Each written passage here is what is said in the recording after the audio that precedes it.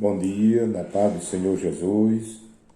Estamos aqui de volta, com mais um raiar de um novo dia, trazendo para você uma palavra de Deus que possa nos ajudar para este dia em que estamos iniciando.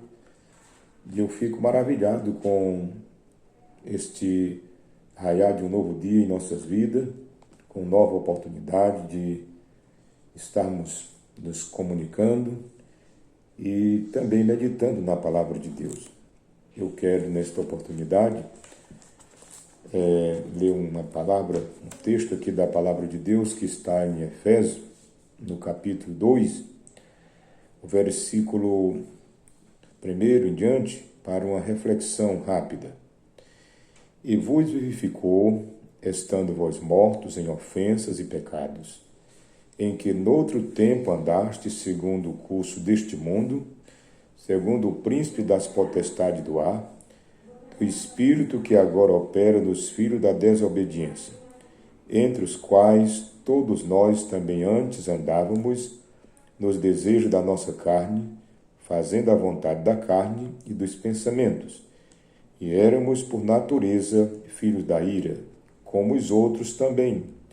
Mas Deus, que é riquíssimo em misericórdia, pelo seu muito amor com que nos amou, estando nós ainda mortos em nossas ofensas, nos vivificou juntamente com Cristo. Pela graça sois salvos, e nos ressuscitou juntamente com Ele, e nos fez assentar nos lugares celestiais em Cristo Jesus. Nós temos lido aqui do versículo 1 até o versículo 6, para esta rápida meditação. Nós gostaria de lembrar aos irmãos e amigos que estão recebendo esta palavra, que neste raiar de um novo dia, nós temos aqui um texto muito importante para a nossa meditação, quando Paulo, ele escrevendo à igreja lá em Éfeso, ele traz para a igreja esta mensagem, lembrando que a obra do pecado, o que ele causou contra nós, o que o pecado causou contra o homem. Então, a condição do homem é desesperadora sem Deus. É o que podemos afirmar de acordo com a palavra que Paulo escreve.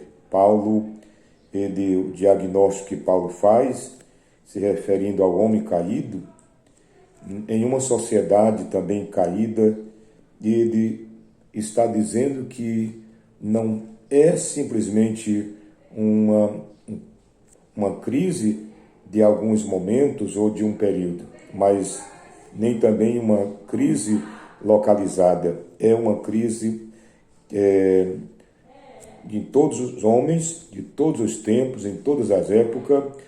O pecado sempre esteve presente na vida do homem que ofendeu a Deus pelos seus atos pecaminosos.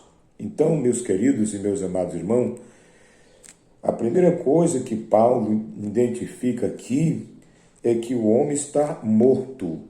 Veja que ele diz: e vos vivificou, estando vós mortos em ofensas e pecado. Então, diz aqui o texto, Paulo fez um diagnóstico segundo a Bíblia Sagrada, segundo a revelação bíblica, e ele dá um diagnóstico a respeito do homem no pecado. Ele confirma que o homem no pecado está morto. Para os que ouviram a palavra e se converteram ao Evangelho, no caso da igreja, para quem ele escreve, e aqueles que ainda hoje estão vivendo e se convertem ao Evangelho, Paulo diz que para ele, Jesus Cristo, nos deu vida.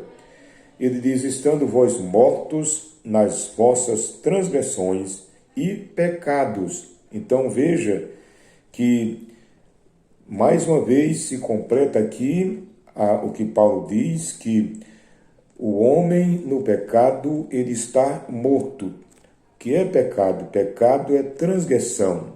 Todos aqueles que transgrediram a palavra de Deus, a ordem de Deus, estão debaixo do pecado. Nós queremos, nesta oportunidade, lembrar os senhores que essa morte é a morte espiritual, e morte significa separação. O pecado separou o homem de Deus, e por isto existe essa separação que o homem passou a perder a sua vida espiritual de comunicar-se com Deus e viver de acordo com a palavra de Deus. Então, quando fala de morte, uma pessoa morta espiritualmente, ela não quer dizer que o homem que está morto em seus pecados não possa fazer coisas boas. O indivíduo, muitas vezes, ele faz coisas boas, faz algo proveitoso. No entanto, uma pessoa que ainda não é regenerada, ela pode ser um cidadão, pode ser um bom pai, uma boa mãe, pode ser um bom filho. Então, tudo isso pode acontecer. Qual é a diferença? É que a vida espiritual, ela está além de todos essas obras, de todos esses feitos. Então, meus queridos, eu gostaria de lembrar aos senhores que a causa da morte, como disse agora há pouco, são as transgressões e os pecados. O pecado é morte espiritual. O homem que está no pecado está morto espiritualmente, como diz aqui esse texto sagrado. Então, precisamos lembrar isto aos senhores que estão nos ouvindo. Diante de Deus, meus queridos, o homem é rebelde, e também, por ser rebelde, é também um fracassado. Todo homem que está em pecado é um homem fracassado. Então, como resultado disto, estamos mortos, no caso daqueles que não têm Cristo Jesus como Salvador. Então, por causa do pecado, o homem não é simplesmente rebelde, como também fracassado e morto. Então, o que é o resultado de tudo isto? Paulo escreve aos Romanos, deve ser o capítulo 6 de Romanos, versículo 23, que ele terá o salário, quer dizer, por estar morto no pecado, o homem terá o seu salário. O salário do pecado é a morte. Então, a morte, meus irmãos, como disse, meus amigos, é separação, quer dizer, a pessoa ela fica separada de Deus. É importante também nós ressaltar que o incrédulo não está apenas doente, ele está morto. Você não pode se enganar com isto. O pecador, rebelde, incrédulo, ele não é simplesmente uma doença, é morte, ele está morto. Então, ele não necessita apenas de restauração, mas ele precisa de ressurreição. Quer dizer, uma pessoa morta não está precisando de restauração, está precisando de ressurreição. Precisa ressuscitar do pecado que matou o homem e está realmente separado de Deus. Então, lembrando que ainda podemos dizer que o homem é desobediente à palavra de Deus. Então, como diz o texto que nós lemos, diz que em que noutro tempo andaste segundo o curso deste mundo, segundo o príncipe das potestades do ar, do espírito que agora opera nos filhos da desobediência. Veja que o homem por si mesmo, ele é desobediente, está vivendo separado de Deus por desobediência. E Paulo diz para os que são servos de Deus que nós também, em outro tempo, andávamos como eles andam, segundo o príncipe da potestade do ar, do domínio das trevas, era debaixo desse domínio que nós andávamos. Então, veja bem que eu posso dizer para os meus ouvintes que há algumas forças que levam o homem a viver essa vida de desobediência. Por exemplo, o mundo, o diabo e a carne. São três forças que levam o homem a viver uma vida de desobediência contra Deus. E lembrando aos senhores que o mundo que nós estamos falando aqui, que a Bíblia fala, é o sistema que pressiona cada pessoa para se conformar aos seus valores. Observe que as pessoas, elas vivem de acordo com esse curso do mundo. Os valores que o mundo expõe para elas são esses valores que eles adotam, que eles vivem. É um sistema que está realmente pressionando as pessoas e mantém elas separadas de Deus.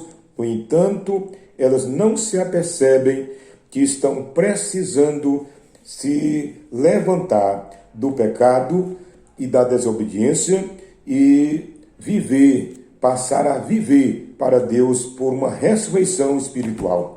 Então, observe que a Bíblia diz que o espírito que atua nos filhos da desobediência, o diabo, é realmente o patrono dos desobedientes. Não pense você que o homem por si só poderia viver a rebeldia que os homens vivem. É porque há um príncipe das trevas que atua no mundo e que mantém o homem debaixo do seu poderio. Ele é o patrono de toda desobediência. Dos desobedientes, ele rebelou-se contra Deus e deseja que os homens também desobedeçam a Deus.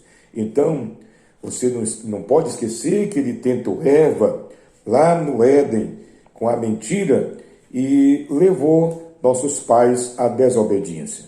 Ele é o mesmo, ele continua violentando a verdade divina, vivendo como um dragão que procura, com certeza, lançar o seu veneno, como uma serpente que está sempre procurando lançar o seu veneno, e ele ruge como um leão e se apresenta aos homens para, com certeza, deixá-los distanciados de Deus, longe da presença de Deus e vivendo em trevas. Então, eu queria lembrar aos nossos irmãos, aos nossos amigos, que o versículo 3, a parte B, observa o que ele diz aqui, a parte B do versículo: fazendo a vontade dos desejos da nossa carne, entendeu? Fazendo a vontade dos desejos da nossa carne e dos pensamentos, e éramos por natureza filhos da ira, como os outros também. Esse é o estado que nós vivíamos e que ainda vivem aqueles que não servem a Deus. Então, o homem é depravado.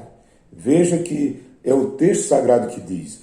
Então, seguindo o desejo da carne, dos pensamentos, fazendo a vontade da carne e da mente, o homem não tem domínio próprio. Ele vive em um mundo que a própria Bíblia diz que o mundo jaz no maligno. E por o mundo estar no maligno, os homens vivem no pecado e obedecendo às suas ordens e vivendo separados de Deus. Então, lembre-se que nós temos, meus queridos e meus amados irmãos, que nos voltarmos para a palavra de Deus, porque se a Bíblia diz que era assim que nós antes andávamos, a Bíblia diz que os outros que não se encontraram com Jesus, não ressuscitaram espiritualmente, não tiveram essa comunhão ou não têm ainda essa comunhão com Deus, eles estão lá, o estado deles é esse. Estão no pecado, na desobediência, são rebeldes, são depravados, vivem segundo o curso deste mundo. Nunca se viu tantas coisas para afastar o homem de Deus como temos visto, principalmente nos últimos dias. Então, mas não esqueça que o versículo, a última parte do versículo diz que éramos por natureza filhos da ira. Isso quer dizer que o homem está condenado. Porque, meus queridos, se o homem não se reconciliar com Deus, se o homem não se voltar para Deus e buscar se reconciliar com Deus para ressuscitar ou viver para Deus, saindo da morte espiritual, que é o pecado, ele está condenado, ele é filho da ira. Éramos, por natureza, filho da ira, assim como os demais. Quando ele diz os demais, ele está dizendo aqueles que ainda não passaram por esse processo de reconciliação com Deus. Então, o homem não convertido, por natureza, é filho da ira, entendeu? É filho da ira.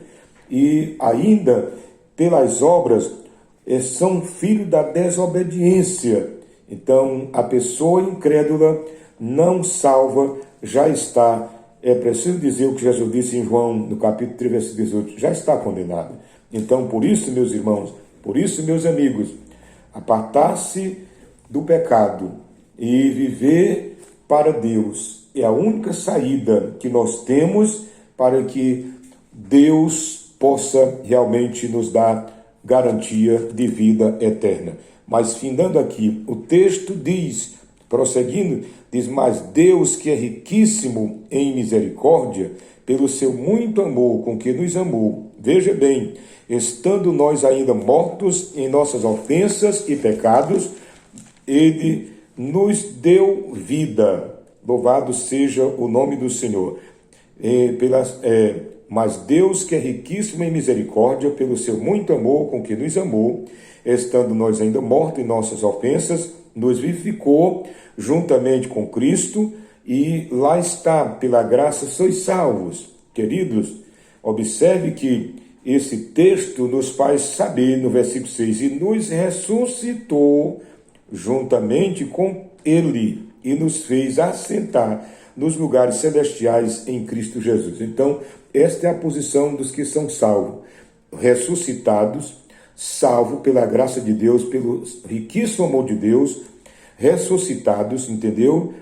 E agora recebemos vida e estamos numa posição elevada. Cristo, que está lá nas alturas, nos representa como Filho de Deus, e a Bíblia diz que a nossa vida está escondida com Cristo em Deus. Quando Cristo, que é a nossa vida, se manifestar, nós também nos manifestaremos com Ele em glória. Que Deus abençoe você que está ouvindo essa palavra e que você possa refletir. O homem no pecado está morto, está separado. Não esqueça que pecado, morte aqui, é separação. O homem pode ser religioso, pode fazer o que quiser, mas a comunhão com Deus ele só adquire quando ele entra por Jesus Cristo, que lhe ressuscita do pecado, que lhe tira da situação e lhe conduz de volta e reconcilia ele com Deus na sua pessoa, na pessoa de Jesus Cristo.